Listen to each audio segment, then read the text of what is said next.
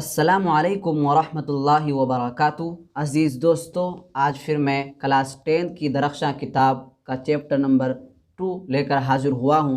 اگر آپ نے چیپٹر نمبر 1 نہیں دیکھا ہے تو آپ اس چیپٹر کو ضرور دیکھیں۔ اس چیپٹر کا لنک ڈسکرپشن میں ضرور دے دیا جائے گا، آپ وہاں جا کر دیکھ لیں۔ تو دوستو، آج ہم لوگ چیپٹر نمبر 2 پڑھنے جا رہے ہیں، جو ہے بھابی جان۔ بھابی جان کو لکھنے والے، بھابی جان کا رائٹر اور بھابی جان کا مصنف سہیل عظیم آبادی ہے۔ دوستو، میں آپ کو یہ بات بتلا دوں کہ یہ جو چیپٹر ہم لوگ پڑھنے جا رہے ہیں، بھابی جان چیپٹر جو ہم لوگ پڑھنے جا رہے ہیں، یہ چیپٹر مختصر افسانہ ہے۔ یہ کیا ہے؟ مختصر افسانہ ہے، یہ مضمون نہیں ہے۔ مختصر افسانہ کسے کہتے ہیں، اس کے بارے میں بھی ہم لوگ پڑھیں گے۔ پڑھنے کا طریقہ ہم لوگوں کا یہ ہوگا کہ سب سے پہلے ہم لوگ مختصر افسانہ کے بارے میں پڑھیں گے، اس کے بعد سہیل عظیم آبادی کے حالات کے بارے میں جانیں گے، اس کے بعد بھابی جان چیپٹر کے خلاصہ کو دیکھیں گے اور سوال و جواب بھی ہم لوگ حل کریں گے، کوشچن آنسر بھی ہم لوگ کریں گے۔ تو چلیے ہم لوگ سبق شروع کرتے ہیں۔ مختصر افسانہ کسے کہتے ہیں، اس کے بارے میں ہم لوگ پہلے جان لیتے ہیں کہ مختصر افسانہ کی متعدد تعریفیں کی گئی ہیں۔ ایک ممتاز مغربی ادیب کا کہنا ہے کہ افسانہ ایسی کہانی ہے جو ایک ہی نشست یعنی جگہ میں پڑھی جا سکے۔ افسانہ کی متعدد تعریفیں کی گئی ہیں۔ ایک ممتاز مغربی ادیب کا کہنا ہے کہ افسانہ ایسی کہانی ہے جو ایک ہی نشست یعنی جگہ میں پڑھی جا سکے۔ کسی نے یہ بھی کہا ہے کہ افسانہ میں بنیادی شیء وحدت تأثر ہے، یعنی ایک ہی چیز کے بارے میں بولا جاتا ہے۔ مختصر افسانہ میں ایک ہی پہلو، ایک ہی چیز کے بارے میں بولا جاتا ہے۔ اردو میں مختصر افسانے کا آغاز 20ویں صدی کی ابتدا میں ہوئی ہے۔ مختصر افسانے کا آغاز 20ویں صدی کی ابتدا میں ہوا ہے۔ متفقہ رائے کے مطابق اردو کا پہلا مختصر افسانہ نصیر اور خدیجہ کو مانا جاتا ہے، جو 1903 عیسوی میں شائع ہوا، اور اس کے مصنف نصیر اور خدیجہ کے مصنف راشد الخیری تھے۔ تو متفقہ رائے کے مطابق اردو کا پہلا مختصر افسانہ نصیر اور خدیجہ کو مانا جاتا ہے، جو 1903 میں شائع ہوا، اس کے مصنف راشد الخیری تھے۔ اب ہم لوگ پڑھیں گے سہیل عظیم آبادی کے حالات کے بارے میں۔ سہیل عظیم آبادی جو کہ اس چیپٹر کے مصنف ہے، رائٹر ہیں، اس کا اصل نام سید مجیب الرحمن ہے۔ اگر آپ سے پوچھا جائے کہ سہیل عظیم آبادی کا اصل نام کیا ہے، تو آپ جواب دیں گے کہ سہیل عظیم آبادی کا اصل نام، ان کا ریئل نام سید مجیب الرحمن ہے۔ تخلص نام یعنی تخلص والا نام کون سا ہے، اس کا جواب دیں گے سہیل۔ تخلص کسے کہتے ہیں آپ لوگ جانتے ہوں گے۔ تخلص کہتے ہیں اس نام کو، اس چھوٹا سا نام کو جو شاعر حضرات اپنے شعر کے اخیر میں لگاتے ہیں، جوڑتے ہیں۔ اس کے بعد سہیل عظیم آبادی کی پیدائش 1911 عیسوی کو پٹنہ میں ہوئی۔ سہیل عظیم آبادی کی پیدائش 1911 عیسوی کو پٹنہ میں ہوئی۔ سہیل عظیم آبادی ایک زمیندار خاندان سے تعلق رکھتے تھے۔ سہیل عظیم آبادی ایک زمیندار خاندان سے تعلق رکھتے تھے۔ سہیل عظیم آبادی جب 1 سال کی عمر میں پہنچے تو ان کی والدہ کا انتقال ہو گیا۔ 1 سال کی عمر میں سہیل عظیم آبادی کی والدہ کا انتقال ہو گیا۔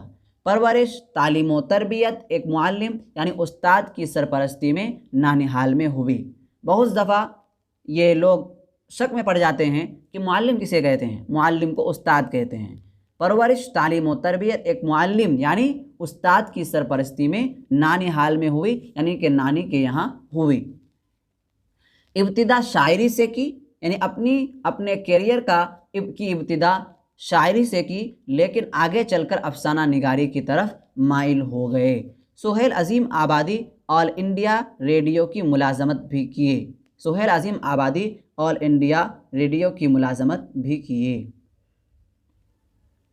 سہیل عظیم آبادی کے 3 افسانوی مجموعے ہیں۔ سہیل عظیم آبادی کے 3 افسانوی مجموعے ہیں۔ نمبر 1 4 چہرے، نمبر 2 الاؤ، اور نمبر 3 آدمی کا روپ۔ ان مجموعوں کے علاوہ سہیل عظیم آبادی کے افسانوں کی تعداد 125 تک پہنچتی ہے۔ ان مجموعوں کے علاوہ سہیل عظیم آبادی کے افسانوں کی تعداد 125 تک پہنچتی ہے۔ اب اگر کوشچن آ جائے، سوال آ جائے کہ سہیل عظیم آبادی کے 3 افسانوی مجموعوں کے علاوہ کتنے افسانہ ہیں، تو اس وقت آپ جواب دیں گے کہ 125 افسانوی مجموعے تک پہنچی ہے۔ سہیل عظیم آبادی کا انتقال کب ہوا؟ تو سہیل عظیم آبادی کا انتقال 1980 عیسوی کو ہوا۔ اب ہم لوگ پڑھنے جا رہے ہیں بھابھی جان چیپٹر کے خلاصہ کو، کہ اس چیپٹر کے اندر، اس مختصر افسانہ کے اندر کیا کیا باتیں بتائی گئی ہیں۔ رقیہ بھابھی کا کردار یہ تھا کہ وہ صبح اٹھ کر کام شروع کر دیا کرتی تھی۔ ان کا زمانہ اب بالکل بدل چکا تھا کہ کبھی 4-5 نوکر ہوتے تھے، اب ان کے پاس صرف ایک نوکر ہے جو بازار سے سودا لاتا تھا اور کھانا پکاتا تھا۔ پھر روپیوں کی بھی بڑی تنگی تھی۔ پہلے وہ ہزاروں روپے ماہوار یعنی مہینہ میں اپنے شوق میں خرچ کر دیا کرتی تھی، اب 400 روپے ماہوار پر ایک کالج میں لیکچرر یعنی استاد تھی، اور 50 روپے ماہوار ایک لڑکی کو پڑھانے کے لیے ملتے تھے۔ لے دے کر یہی ان کی یعنی کن کی، رقیہ بھابھی کی کل آمدنی تھی، اور اخراجات اپنی جگہ پر بلکہ پہلے سے زیادہ ہی اخراجات ہوتے تھے۔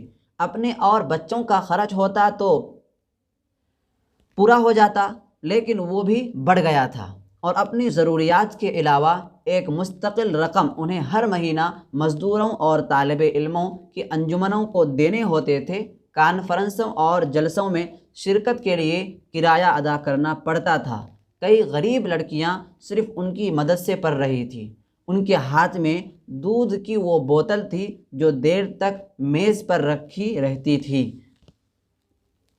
معلوم کرنے پر پتہ چلا کہ کالج کے ایک پرانے ملازم کی بیٹی ہسپتال میں ہے۔